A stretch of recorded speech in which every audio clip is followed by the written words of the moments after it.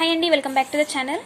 So already 5th చాప్టర్లో మనం చూసేసాం కదండి. Major domains of the earth వచ్చేసి నెక్స్ట్ ఈ చాప్టర్లో major land forms of the earth చూద్దామండి. So next within the earth a continuous movement is taking place. నార్మల్గా ఎర్త్లో మనకు మూమెంట్స్ అనేవి జరుగుతూ ఉంటాయి. ఏంటిది? ఇంటర్నల్గా జరుగుతూ ఉంటాయి, ఎక్స్టర్నల్గా జరుగుతూ ఉంటాయి. So the first is internal process which leads to the upliftment and sinking of the earth surface of several places. నార్మల్గా భూమి లోపల కూడా కొన్ని కంపితాలు అనేవి జరుగుతూ ఉంటాయి, భూమి బయట కూడా జరుగుతూ ఉంటాయి.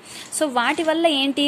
భూమి యొక్క మార్పులు సంభవిస్తూ ఉంటాయి, అంటే భూమి యొక్క షేప్ అనేది అవుట్ అవుతూ ఉంటుంది. సో ఏంటిది? సెకండ్ వచ్చేసి ఎక్స్టర్నల్ ప్రాసెస్. ఎక్స్టర్నల్ ప్రాసెస్ అంటే it is a continuous wearing down and rebuilding of land surface. External ప్రాసెస్లో జరిగితే ఏంటంటే, ఇప్పుడు మనకు సపోజ్ బాగా వర్షాలు పడ్డాయి అనుకోండి, ఏంటిది? భూమిలోకి వాటర్ ఇంకి దాని మీద ఒక రకమైన పొరలాగా ఏర్పడి అదంతా ఒక చెత్తలాగా ఏర్పడుతుంది. లేదు అంటే ఇంకా ఏమంటారు, భూకంపాలు వచ్చినా, ఇలాంటి నేల కోతలు జరిగిన భూమి యొక్క ప్రాసెస్, భూమి యొక్క షేప్ అనేది అవుట్ అయిపోతుంటుంది. సో దాన్ని మనం ఎక్స్టర్నల్ ప్రాసెస్ అంటాము. సో నెక్స్ట్ ఏంటి? The wearing away of earth surface is called erosion. అంటే ఎర్త్ సర్ఫేస్ పైన ఉన్న ఎర్త్ సర్ఫేస్ వచ్చేసి బీటలు రావడము, విరిగిపోయినట్టు కనిపించడం, సో దాన్ని వచ్చేసి ఎరోషన్ అంటారు. ఎరోషన్ అంటే కోత, నేల కోత. సో నెక్స్ట్ వచ్చేసి the surface is being lowered by the process of erosion and rebuilt by the process of deposition. ఏంటంటే మనము అలాంటి ఏమంటారు, బీటలు వారిన దాన్ని కూడా మనము వర్షపాతం అంటే దానికి వాటర్ అందించి దాంట్లో ఎరువులు వేయడం ద్వారా మనం దాన్ని సారవంతమైన భూమిలా కన్వర్ట్ చేసుకోవచ్చు కదా. సో ఏంటి? ఎరోషన్ ద్వారా మనకు భూమి ఖరాబ్ అయినప్పటికీ మనం దాన్ని డిపాజిషన్ ప్రక్రియ ద్వారా మనం దాన్ని రీబిల్డ్ అనేది చేసుకోవచ్చు అని చెప్తున్నారు. There are 2 processes are carried out by the ఏంటి? Running water, wind and ice అనమాట. ఈ 2 ప్రాసెస్ వచ్చేసి ఎలా వస్తాయి అని అంటే రన్నింగ్ వాటర్ ద్వారా. ఇప్పుడు మనకు వాటర్ ఎక్కువ వచ్చినా కూడా భూమి కొట్టుకోబోతూ ఉంటుంది అని అంటారు కదా, సో గాలి వల్ల కూడా. నెక్స్ట్ ఐస్, మంచు గడ్డలు అనేది, మంచు పడిన మంచు గడ్డల వల్ల కూడా భూమి యొక్క షేప్ అనేది అవుట్ అయిపోతూ ఉంటుంది. So the different land forms depending on elevation and slope are mountains, plates and plains అనమాట. ఇంకా మిగతా భూభాగాలు వచ్చేసి ఏంటి అంటే స్లోప్ని, ఎలివేషన్ అంటే ఎత్తుని, స్లోప్ అంటే వంపుని పట్టి ఏమేమి ఉన్నాయి ల్యాండ్ ఫార్మ్స్? మౌంటైన్స్, పర్వతాలు ఉన్నాయి, ప్లేట్స్ అంటే పీఠభూములు, ప్లెయిన్స్ అంటే మైదానాలు. సో తెలుగు మీడియం స్టూడెంట్స్ గుర్తుపెట్టుకోండి, మౌంటైన్స్ అంటే పర్వతాలు, ప్లేట్స్ అంటే పీఠభూములు, ప్లెయిన్స్ అంటే మైదానాలు. సో ఫస్ట్ మౌంటైన్స్ గురించి చూద్దాము. సో నెక్స్ట్ వచ్చేసి మౌంటైన్ అండి. Mountain is any natural elevation of the earth surface with a peak or summit. Mountain అంటే ఏంటి? పర్వతం. పర్వతం అంటేనే హైట్ ఎక్కువగా ఉన్నదని పర్వతం అని అంటారు కదండి. ఏదైనా న్యాచురల్ ఎలివేషన్ని దాన్ని అది ఎర్త్ సర్ఫేస్ మించి ఒక ఎత్తుగా ఉన్నదాన్ని దేన్నైనా మౌంటైన్ అని అంటామని చెప్తున్నారు. In some mountains there are permanently frozen rivers of ice. ఇప్పుడు ఇవేంటి? నార్మల్గా పర్వతాలు అంటే ఏ పర్వతాలు? మంచు పర్వతాలు అయినా ఉండొచ్చు, లేకపోతే అగ్నిపర్వతం అయినా అవ్వచ్చు. సో అలా. సో ఇక్కడ ఏం చెప్తున్నాడు అంటే కొన్ని ఏంటంటే ఫ్రోజన్ రివర్స్, గడ్డ కట్టిన నదుల వల్ల కూడా కొన్ని మౌంటైన్స్ అనేవి ఏర్పడతాయి అనమాట. వాటిని గ్లాసియర్స్ అంటారు. వాటిని ఏంటిది? మంచు గడ్డలు అని అంటారు, మంచు పర్వతాలు అని అంటారు. Next the continuous chain of mountains over a large area is called range. మనం చిన్నప్పుడు చదువుకుంటా ఉంటాం కదండి, ఆరావళి శ్రేణులు, సహ్యాద్రి శ్రేణులు అని. శ్రేణి, రేంజ్ అంటే శ్రేణి అనమాట. శ్రేణి అంటే ఏంటి? కంటిన్యూస్ చైన్ ఆఫ్ మౌంటైన్స్ అనమాట. వరుసగా ఇలా మౌంటైన్స్ అనే చైన్ లాగా ఉంటే దాన్ని రేంజ్ అని అంటాం.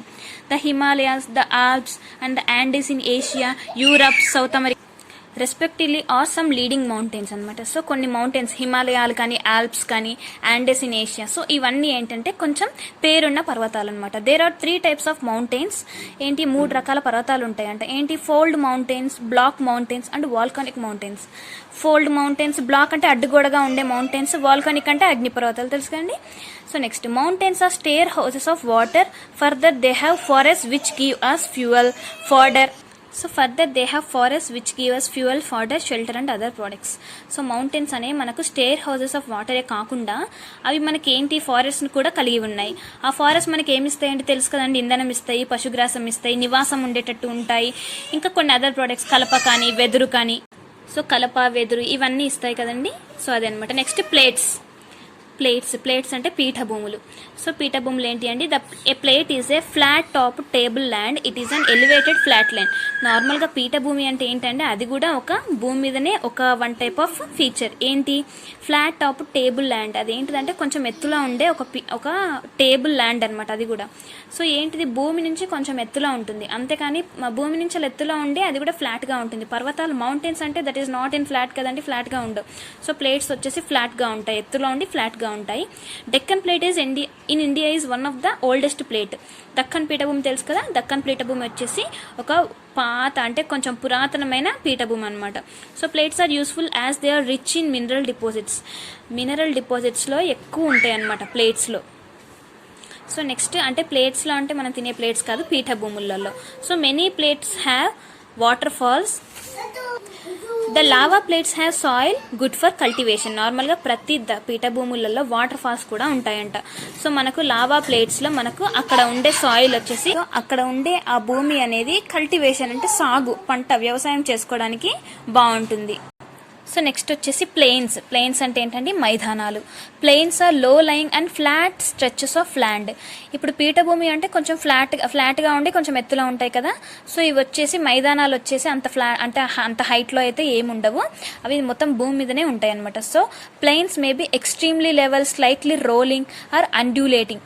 నార్మల్గా ఏంటంటే ప్లెయిన్స్ వచ్చేసి ఇవి కూడా ఒక నార్మల్గా ఏరియా లాంటిది, అవి కొంచెం and plains are fertile, they are good for cultivating and transport and habitation. నార్మల్గా ప్లెయిన్స్ వచ్చేసి ఫర్టైల్ అంటే సారవంతం అని అర్థం అనమాట. సారవంతమైనది ఎందుకంటామంటే ఫర్టైల్ అంటే సారవంతం అనమాట. సో అక్కడ వచ్చే ఆ భూమి, ఆ ప్లెయిన్స్లో ఉండే ఆ ఏరియా వచ్చేసి మనము పంట సాగు చేసుకోవడానికి యూజ్ అవుతుంది. అలాగే ట్రాన్స్పోర్టేషన్ కూడా అక్కడ జరగచ్చు, అంటే అదంతా రఫ్ సర్ఫేస్ అయితే ఏమీ కాదు, కల్టివేషన్కి యూజ్ అవుతుంది, ట్రాన్స్పోర్టేషన్కి యూజ్ అవుతుంది, జీవించడానికి కూడా యూజ్ అవుతుంది అని చెప్పేసి అంటున్నారు. Next land forms and the people. So ఇప్పుడు భూభాగాలు, అక్కడ ఉన్న జనాలు, వాళ్ళ గురించి చూద్దాం. Human settlements are dependent upon type of land forms. ఏంటి, మనుషులు జీవించడానికి కావాల్సింది ఏంటిదంటే భూమి. ఆ భూమి వచ్చేసి ఏంటి, ఎలా ఉంటుంది, వాళ్ళు జీవించి ఉండడానికి కావాల్సింది భూమే కదా. ఆ భూమి వాళ్ళకు తగ్గట్టుగా ఉంటేనేమో వాళ్ళు ఉంటారు, తగ్గట్టుగా లేకపోతే ఉండలేరు కదా. So areas which are danger or isolated have less habitation. ఎక్కడైతే డేంజర్ ఎక్కువగా ఉంటుందో, ఇక్కడైతే మనం ఉండలేము అని అనుకుంటే అక్కడ వాళ్ళు ఉండలేరు. So habitation as compared to areas which are palm and rich in minerals. So flat సర్ఫేస్లో అలాంటి ఏరియాస్లో ఉంటారు, అంతేగాని పర్వతాల దగ్గర ఇంకేమంటారు, పర్వతాల మీదనైతే ఉండలేరు కదండి, కొండలు గుట్టలలో అయితే ఉండలేరు కదా. సో అదే అనమాట, ఎక్కడైతే మినరల్స్ వాళ్ళకి కావాల్సిన అన్ని వసతులు ఎక్కడైతే ఉంటాయో సో అక్కడే మనుషుల జనావాసం అనేది ఎక్కువగా ఉంటుంది. సో ప్రమాదకరం. ఇప్పుడు వచ్చేసి క్వశ్చన్ అండ్ ఆన్సర్స్ చూద్దామండి. What are the major land forms? మనం ఆల్రెడీ చూసాం కదా, mountains, plates and plains. Next difference between mountain and plate. Mountain అంటే పర్వతం, ప్లేట్ అంటే పీఠభూమి. సో ఈ రెండింటికి డిఫరెన్సెస్ చూద్దాము. Mountain is any natural elevation of earth surface. It is considerably higher than surrounding area. Surrounding area కంటే కొంచెం earth surface నుంచి ఎత్తులో ఉండేది మౌంటైన్. ఇట్ హ్యావ్ పీక్స్, అవేంటి ఎత్తులో ఉంటాయి.